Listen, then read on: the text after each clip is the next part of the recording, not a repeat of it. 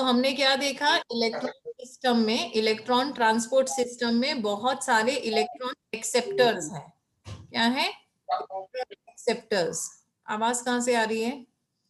तो electron acceptors क्या करेंगे, दे विल पास डाउनहिल।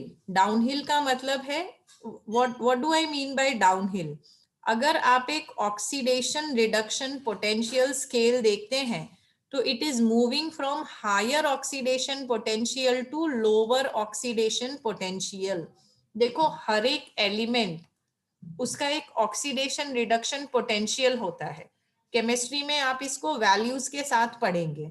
तो अभी आपको सिर्फ इतना समझना है कि इलेक्ट्रॉन जब एक इलेक्ट्रॉन एक्सेप्टर से दूसरे इलेक्ट्रॉन एक्सेप्टर में जाएगा तो कैसे जाएगा, हायर ऑक्सीडेशन रिडक्शन पोटेंशियल से लोअर ऑक्सीडेशन रिडक्शन पोटेंशियल पे जाएगा। इतना समझ में आ रहा है? Yes, ma'am. यहाँ electron is not used up. Actually what is used up? Energy is used up. जब इलेक्ट्रॉन हायर से लोअर जा रहा है तो धीरे धीरे स्टेप वाइज एनर्जी रिलीज करते जा रहा है और वो एनर्जी ट्रैप हो जा रही है। किसमें ट्रैप हो जा रही है? It is trapped in ATP, it is trapped in NADPH।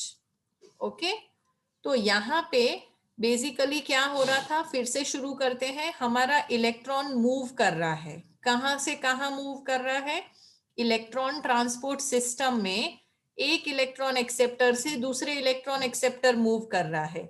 कौन सी पैटर्न में? डाउनहिल पैटर्न में। डाउनहिल पैटर्न मतलब क्या? हायर ऑक्सीडेशन रिडक्शन स्केल से lower oxidation reduction potential scale पे जा रहा है।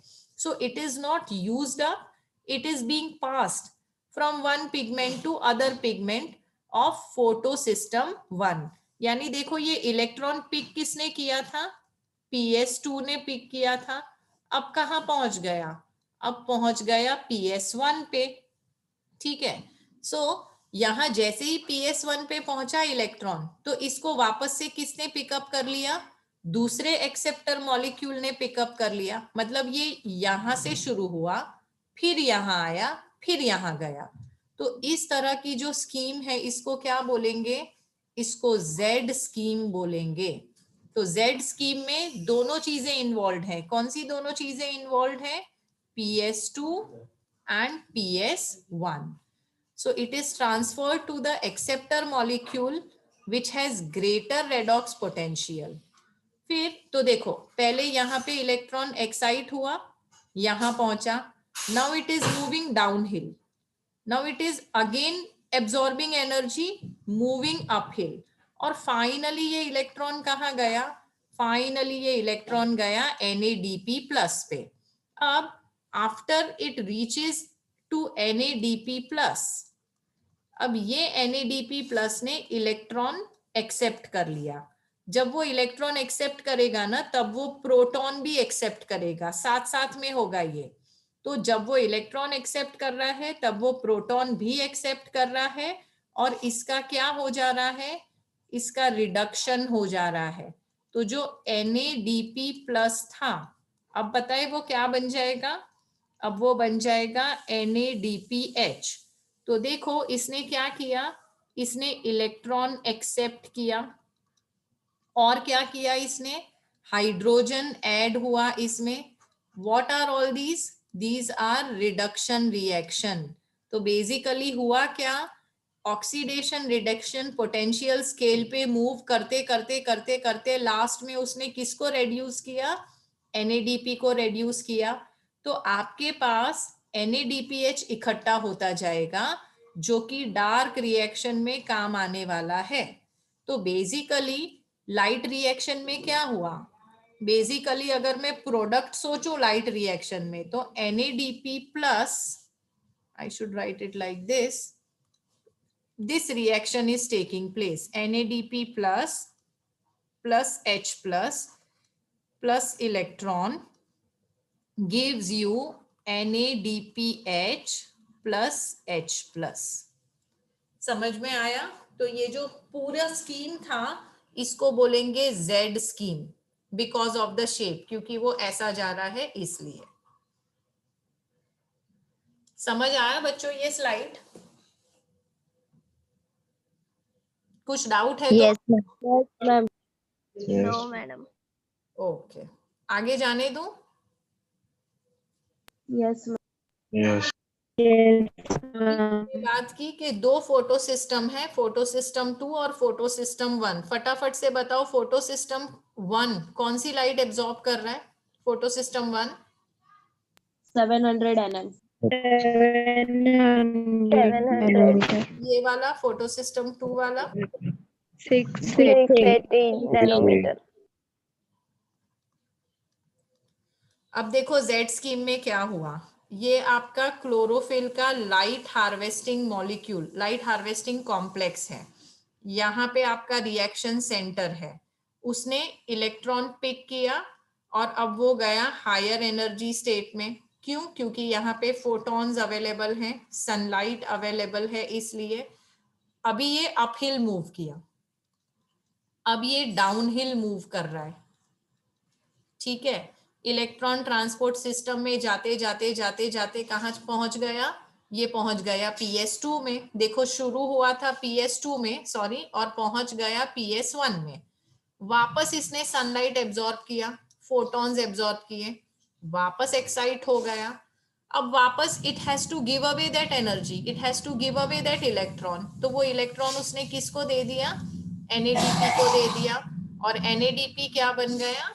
NADPH बन गया। इतना ही नहीं, जब ये इलेक्ट्रॉन डाउनहिल मूव कर रहा था तब क्या सिंथेसाइज हुआ? ATP सिंथेसाइज हुआ। तो हमको दो प्रोडक्ट मिले लाइट रिएक्शन से। कौन से दो प्रोडक्ट मिले? 1 ATP and NADPH। ATP and NADPH। ये ड्रॉ करना आएगा आपको? अगर बोला जेड सिस्टम ड्रॉ करके दिखाओ। Yes ma'am. अच्छा, अब ये जो PS2 है, यस मैडम। PS2 जो है ना, PS2 के साथ और एक चीज एसोसिएटेड है। कौन सी? Splitting of water. Splitting of water कहाँ हो रहा है? PS2 में हो रहा है, याद रखेंगे। Human cell. So it is associated with PS2. Okay, splitting of water मतलब क्या? तो मैंने आपको अभी बताया, it is associated with PS2। और यहाँ पे बेसिकली क्या हो रहा है? वाटर का स्प्लिटिंग, ब्रेकडाउन। तो देखो वाटर का ब्रेकडाउन कैसे हुआ? 2 मॉलिक्यूल्स ऑफ वाटर में से आपको क्या मिला? देखो 2 वाटर मॉलिक्यूल्स में हाइड्रोजन कितने हैं? 2 2 जा 4, तो it has broken down into 4H+। और फिर ऑक्सीजन कितने हैं? 1 इंटू 2 2, तो वो O और O मिलके क्या बन गए? ऑक्सीजन मॉलिक्यूल बन गए। ये एटम है, ये मॉलिक्यूल है। So it has given you oxygen gas. और क्या मिला? इलेक्ट्रॉन्स मिले। अब देखो यही सारी चीजें हैं जो काम आने वाली हैं। स्प्लिटिंग ऑफ वाटर में से जो 4H+ मिला वो क्या करेगा? रिडक्शन करेगा। किसका? NADP का। और क्या बन जाएगा? NADPH बन जाएगा। ऑक्सीजन का क्या होगा? स्टोमेटा से बाहर निकल जाएगा। इलेक्ट्रॉन का क्या होगा? इलेक्ट्रॉन ट्रांसपोर्ट सिस्टम में ट्रैवल करेंगे और क्या बनाएंगे? ATP बनाएंगे। क्लियर है बच्चों? Yes ma'am. Yes madam. मैंने आपको बताया ATP सिंथेसिस हो रहा है। तो ATP सिंथेसिस कैसे हो रहा है? ATP सिंथेसिस हो रहा है एक रिएक्शन से जिसको बोलते हैं फॉस्फोराइलेशन। क्या मतलब है फॉस्फोराइलेशन का? ADP ऑलरेडी प्रेजेंट था, ADP में बस खाली एक फॉस्फेट ऐड कर दिया तो क्या बन गया? ATP बन गया। पर ये जो फॉस्फेट ऐड किया ये हुआ इन प्रेजेंस ऑफ सनलाइट। तो क्योंकि ये सनलाइट के प्रेजेंस में हुआ इसलिए इसको बोलेंगे फोटोफॉस्फोराइलेशन। और ये सब कुछ कहाँ हुआ है? ये सब कुछ क्लोरोप्लास्ट में हुआ है, in plant cell. Animal cell में भी सेम चीज होती है। कहाँ होती है? माइटोकॉन्ड्रिया में होती है। तो माइटोकॉन्ड्रिया भी एटीपी प्रोड्यूस करता है। माइटोकॉन्ड्रिया में भी फॉस्फेट ऐड हो रहा है एडीपी में, पर वहां एनर्जी सनलाइट से नहीं आ रही है। वहां एनर्जी कहां से आ रही है? ग्लूकोज के ऑक्सीडेशन से आ रही है। पर अभी हम कौन सा फॉस्फोराइलेशन पढ़ रहे हैं? फोटोफॉस्फोराइलेशन पढ़ रहे हैं, which is happening in presence of sunlight. कौन सा भी फॉस्फोराइलेशन हो, basically it is ADP plus P giving you ATP. और क्योंकि ये इनऑर्गेनिक फॉस्फेट है, हम यहाँ पे एक आई भी लगा देंगे। बाकी सारे ऑर्गेनिक मॉलिक्यूल्स हैं, ये ऑर्गेनिक है, ये ऑर्गेनिक है, ये इनऑर्गेनिक है। समझ में आया बच्चों? Yes, ma'am. ओके। अब ये जो फोटोफॉस्फोराइलेशन है जो हमने बोला, जिससे एटीपी सिंथेसिस होगा, cyclic photosphorylation, this is involving only one PS photosystem and that is PS1। अच्छा मुझे बताओ, splitting of water कहाँ हो रहा था? PS2 में हो रहा था, PS1 में हो रहा था? PS2 में। PS2 में हो रहा था। और फोटोफॉस्फोराइलेशन कहाँ हो रहा है? Only PS1। तो PS1 और PS2 के डिफरेंसेस याद कर लेना आप लोग, ठीक है? तो PS1 involves participation of only photophosphorylation involves participation of only PS1। इसका फोटो ऑक्सीडेशन ऑफ वाटर से कोई लेना देना नहीं है। वो कहाँ होगा? वो तो PS2 में होने वाला है। दूसरा, इसको साइक्लिक क्यों बोलते हैं? साइक्लिक इसलिए बोलते हैं क्योंकि यहाँ पे PS1 से शुरू हुआ और वापस PS1 पे ही आ गया। जो नॉन साइक्लिक था वो कैसा था? वो Z स्कीम था। PS2 से शुरू हुआ और खत्म हुआ जाके PS1 के NADP में, तो वो Z स्कीम था। ये कैसा स्कीम है? साइक्लिक, क्योंकि PS1 से शुरू हुआ वापस PS1 में ही आ गया, तो इसको बोलेंगे साइक्लिक फोटोफॉस्फोराइलेशन। और यहाँ पे क्या होगा? एटीपी सिंथेसिस या तो एटीपी प्रोडक्शन होगा। ओके, पर ये कब होगा? ये तब होगा when NADPH starts accumulating। ATP और NADPH synthesis will go hand in hand। अगर NADPH नहीं होगा तो ATP सिंथेसिस भी थोड़ी देर के बाद बंद हो जाएगा। क्लियर है? Yes, ma'am. Yes, ma'am। अब आप 10 बजे तक लेने वाले हो? नहीं नहीं, थोड़ी देर में, बस केमी ऑस्मोटिक पढ़ा के खत्म करती हूँ। केमी ऑस्मोटिक पढ़ा दूं? Yes, ma'am. Yes, ma'am। केमी ऑस्मोटिक हाइपोथाइसिस किसके लिए है? ये बताने के लिए है कि एटीपी सिंथेसिस कैसे होता है। एटीपी सिंथेसिस के लिए सबसे इंपॉर्टेंट चीज है प्रोटॉन ग्रेडियंट। ग्रेडियंट मतलब कहीं पे तो प्रोटॉन बहुत ज्यादा है और कहीं पे प्रोटॉन कम है, तो from higher to lower they are moving, और उसी की वजह से एटीपी सिंथेसिस हो रहा है। तो कहाँ पे ज्यादा है और कहाँ पे कम है वो ध्यान रखो। H plus accumulate with in the lumen of thylakoid. आपका जो ग्रैना था वो थाइलेकॉइड्स का बना हुआ था, तो यहाँ पे बहुत सारे H प्लस इकट्ठे हो गए हैं। क्यों इकट्ठे हो गए हैं ये भी देखो। Electrons move through photosystems, photons are transported across the membrane. The primary acceptor electron located towards the outside of the membrane, and NADPH reductase enzyme is located on the stroma side of the membrane. These protons are also removed from the stroma। ये explanation में कोई खास मजा नहीं आया, आगे देखते हैं क्या है। ओके हाँ, ये सही है। देखो यहाँ पे क्या हो रहा है, कंटिन्यूअसली H प्लस, देखो ये जो पिंक वाला है ना, ये आपका थाइलेकॉइड का मेम्ब्रेन है। अब यहाँ पे कंटिन्यूअसली H प्लस का इनफ्लक्स बढ़ रहा है। PS2 activity, because of PS2 and PS1 activity क्या हो रहा है? कंटिन्यूअसली H प्लस यहाँ पे बढ़ रहा है ल्यूमन में। और स्ट्रोमा में क्या हो रहा है? स्ट्रोमा में H प्लस कम हो रहा है। क्यों कम हो रहा है? देखो एक रीजन तो ये है कि photo system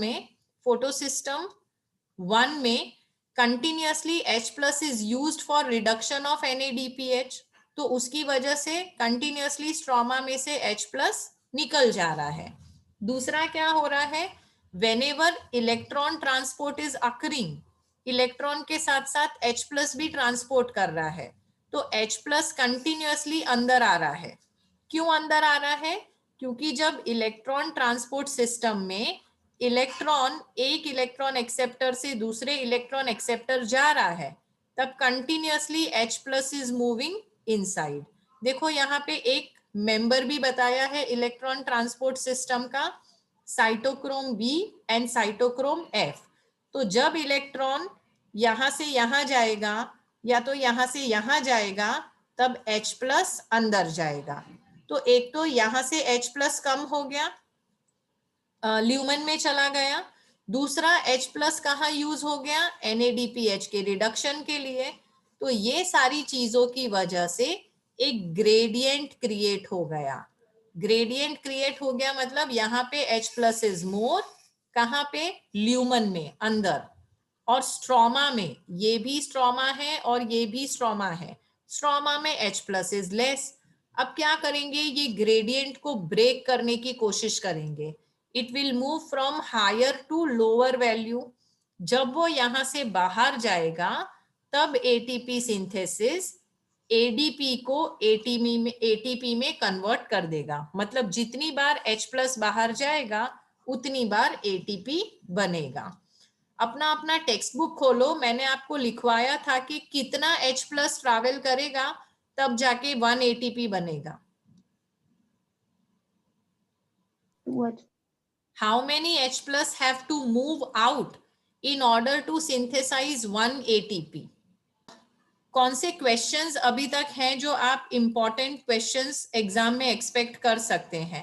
One is difference between PS1 and PS2. What is Z scheme? Then cyclic and non-cyclic photophosphorylation. फिर दूसरा chemiosmotic theory for ATP synthesis with diagram. What are the events taking place during photosynthesis? ये सारे questions आप exam में। Ma'am 3H+ for synthesis of 180. Okay, thank you so much. तो यहाँ पे वो सारे क्वेश्चंस आप लोग याद रख सकते हो। अच्छा, मैंने अभी ये पूछा था कि कितने H+ बाहर जाएंगे तो एक ATP सिंथेसिस होगा। So Haripriya has given the answer 3H+ should move out in order for ATP synthesis to convert 1 ADP to 1 ATP। अब याद रखना कि ये है ना सबस्ट्रेट लेवल हो रहा है, सबस्ट्रेट लेवल फॉस्फोराइलेशन। मतलब ADP ऑलरेडी प्रेजेंट था, हमने खाली उसमें फॉस्फेट ऐड कर दिया है और फिर ATP का सिंथेसिस किया। तो इस तरह का जो सिंथेसिस होता है जहां पे आप सिर्फ फॉस्फेट ऐड कर रहे हो, इसको बोलते हैं सबस्ट्रेट लेवल फॉस्फोराइलेशन। और क्योंकि ये लाइट के प्रेजेंस में हो रहा है, ये हो गया फोटोफॉस्फोराइलेशन। कितने H+ को बाहर जाना पड़ेगा, 3H+ बाहर जाएंगे, तब 1 ATP बनेगा। I am ending my lecture here, बाकी का बाद में रिवाइज करेंगे।